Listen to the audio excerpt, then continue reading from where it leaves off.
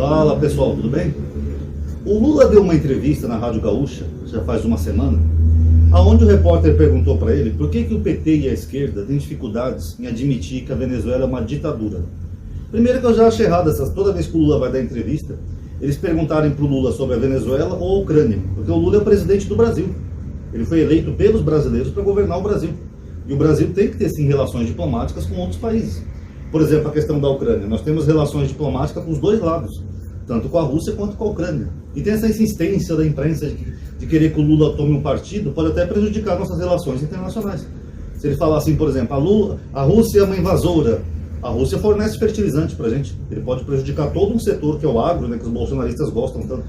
Então, eu não sei porque sempre perguntam para o Lula de outros países, sendo que o Lula não é presidente da Ucrânia, ele não é presidente da Rússia e nem da Venezuela. Mas, enfim, a resposta do Lula foi: a democracia ela pode ser relativa. Ou seja, o conceito de democracia que uma pessoa tem pode ser diferente de outra pessoa. E aí, todo mundo caiu matando em pau em cima do Lula, principalmente os bolsonaristas. Eles fazem até videozinhos na internet, meme, né? Democracia é relativa, não sei o quê, blá, blá, blá, atacando o Lula. Será que o Lula estava errado nessa fala? Eu acho até curioso fazer uma observação aqui, que o Lula, ele é alguém que veio do Nordeste, né? Fugindo lá dos flagelos do Nordeste, da estiagem da época. Ele teve pouca oportunidade de estudar. Tanto que o Carlos Alberto, essa semana, criticando o Lula porque ele não tinha um diploma superior. E mesmo o Lula, que estudou bem menos que o Carlos Alberto, ele é mais inteligente que todos esses. Porque a fala do Lula não é errada, a fala do Lula é correta. O conceito de democracia, ele é relativo e eu vou explicar aqui para vocês o porquê. Entende-se por democracia que o poder emana do povo. Então é o povo que tem o poder sobre o seu país. Isso é o conceito básico de democracia, que começou lá com os gregos e depois foi revivido, né, pós-Revolução Francesa. Mas democracia é basicamente isso, o poder emana do povo.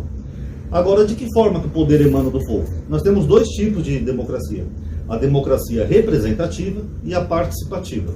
O Brasil é uma democracia representativa, porque nós, do povo, nós não temos poder de, por exemplo, fazer uma lei, ou cancelar uma lei, vetar uma lei, fazer um projeto de lei, mudar a economia, etc. Nós não temos esse poder. Então, na nossa democracia, nós, como cidadãos, nós temos o direito ao voto. Então, nós escolhemos os nossos representantes que vão nos representar em Brasília e cuidar dos interesses do nosso grupo. Por exemplo, a bancada gospel. Por mais que eu não goste da bancada gospel, mas eles estão certos no que eles se propõem a fazer. Porque são evangélicos que votam em evangélicos e chegam lá em Brasília, aqueles deputados eles vão cuidar dos interesses da igreja evangélica, porque eles foram eleitos para isso, pelos evangélicos. Então, aqueles deputados da bancada gospel, eles representam um setor da sociedade. No caso, os evangélicos. Eu só acho injusto que só tem bancada gospel, né? Porque o Brasil não é feito só de evangélicos. Tinha que ter mais agnósticos, ateus e até pessoas de outras religiões também sendo representadas em Brasília. Só aí você vê que a nossa democracia é falha.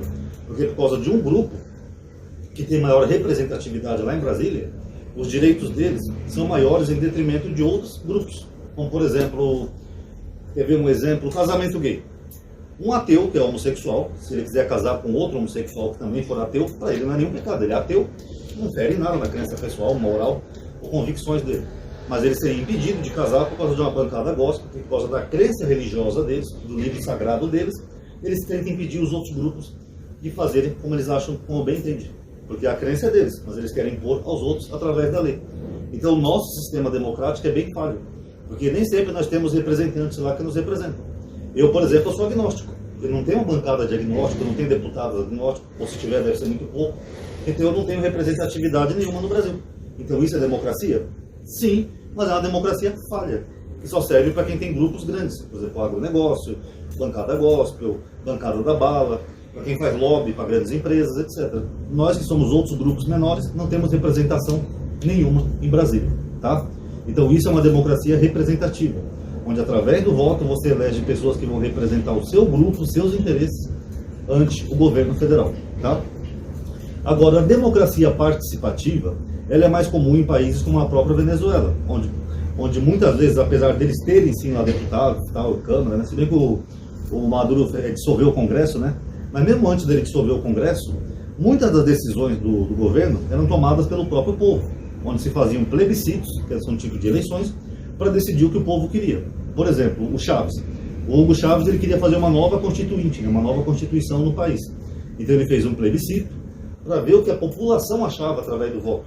Então aí você elimina aquela figura de um representante. Você não precisa ter um congressista para representar a sua vontade. Você vai lá, você vota e você diretamente decide se você quer aquilo ou não. Tanto que essa constituinte do Chaves, ela foi rejeitada pela maioria da população venezuelana. Então é o povo diretamente agindo nas decisões do governo que vai afetar o país todo, sem a necessidade de um representante. Alguns outros lugares, como por exemplo, quando teve a Revolução Russa, parece que eles tinham conselhos em várias regiões do país, de determinados grupos de pessoas ou parcelas da sociedade que eles chamavam de sovietes ou comunas. E eram eles que decidiam as coisas junto ao governo central, né, o Kremlin. Então, por exemplo, o cara estava lá na Sibéria, falar que está precisando de mais escola. A gente tem crianças aqui que não têm onde estudar. Então, aquele representante daquelas pessoas da Sibéria, ele era um comuna. Ele ia lá e levava a sua queixa ou seu pedido para o Kremlin, e o Kremlin atendia ou não. Na China parece que tinha um sistema parecido assim também, onde a China divide o país por números de habitantes. Lugares que têm mais habitantes têm mais representantes, lugares que são mais desabitados têm menos representantes.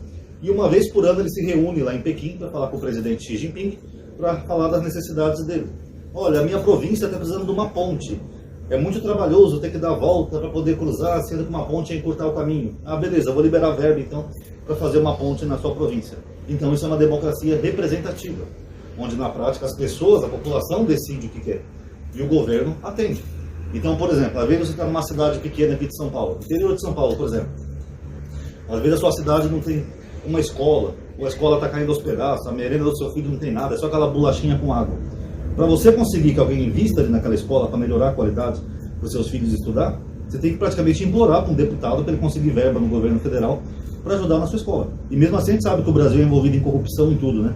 O deputado pode até fingir que conseguiu uma verba, mas ele vai meter a mão na metade. Então, é uma democracia representativa. Se fosse nesse outro sistema de democracia participativa, você ia ter um representante que ia representar aquela sua região, de acordo com o número de habitantes, e você mesmo, esse representante ia diretamente lá uma vez por ano falar com o presidente e mostrar as demandas que precisa na sua cidade. Olha, a minha cidade está precisando de uma creche, a escola, a alimentação, essas coisas. Seria muito mais participativo do que simplesmente você ter que depender de um deputado. Fora que a maioria dos deputados são de difícil acesso, né? Eles parecem estrelas, né? Parecem celebridades, o que também é errado na nossa democracia. Todos nós deveríamos ter livre acesso a todos os deputados, justamente para isso, para levar até os deputados as nossas demandas. Olha, deputado, a minha cidade está precisando de um posto médico, não tem posto médico, tem que ir para outra cidade. Seria bem mais simples, né, se nós tivéssemos um acesso direto aos deputados. Então sim, para finalizar o vídeo, a fala do Lula não é errada. A democracia ela é seletiva, ela pode ser tanto representativa quanto participativa. Se você pegar um modelo chinês, que os bolsonaristas falam que é ditadura, e pegar o modelo brasileiro, vocês vão ver que a população chinesa tem muito mais participação nas decisões do governo do que o Brasil, que é considerado uma democracia. Irônico, né? Aí, pessoal, quem gostou, dá like no vídeo, isso vai ajudar a aumentar o alcance da atividade. Obrigado por ter assistido. Paz a todos.